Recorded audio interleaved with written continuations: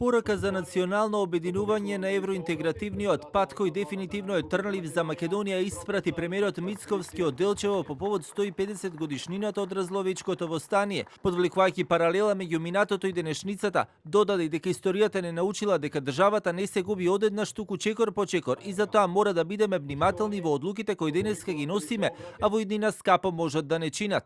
Секој кој што мисли дека има полесен пат, се лаже. Не постои полесен пат. Секогаш потешкиот пат е поисправниот пат. Денес татковината не ја браниме со пушка во рака.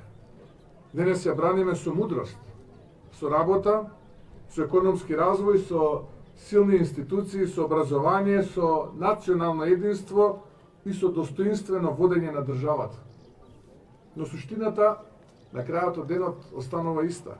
Дали ќе имаме доволно храброст да останеме своји, да не дозволиме никој да одлучува наместо нас. И додека власта обвинува за лажен патриотизам, кај политичките опоненти, опозицијскиот лидер Венко Филипче и денеска од партиското седиште обвини дека токму владата шири лажен патриотизам, бидејќи ако не било така, ќе го поддржале нивниот закон за забрана за двојни државјанства на владините функционери. Според Филипче, владата на ВМРО ДПМН има двојни стандарди кога станува збор за односот кон бугарите во уставот и функционерите со бугарски пасоши. Одбивањето да се прифати овој предлог закон на СДСМ целосно ја разобличува нивната лицемерна политика. Овие луѓе на власт повеќе никој не можат да излажат. Со внесувањето на бугарите и другите малцинства во уставот се зајакнуваат нашиот национален идентитет, сите идентитетски одредници, бидејќи тогаш е јасна дистинкцијата помеѓу македонскиот народ и бугарското малцинство кој живее тука. Од друга страна, пак председателката Гордана Силјановска-Давкова од Лјубљана со порака дека Македонија не бега од уставните измени, но тие да бидат според копенхашките критериуми, а не според политички притисок и да бидат со одложено дејство.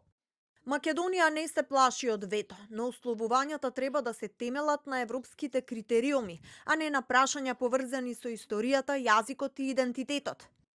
И додека власта и опозицијата се докажуваат кој е поголем патриот, а кој предавник, во исто време предлагаат и закони за двојни државјанства, со тоа што власта предложи законско решение, односно двојното државјанство да не биде дозволено за народните избраници, а пак опозицијата бараше истото да важи за владините функционери, односно министри. Но ова законско решение не помина вчера, а заврши со мјаукање во собраниската сала каде се дискутираше.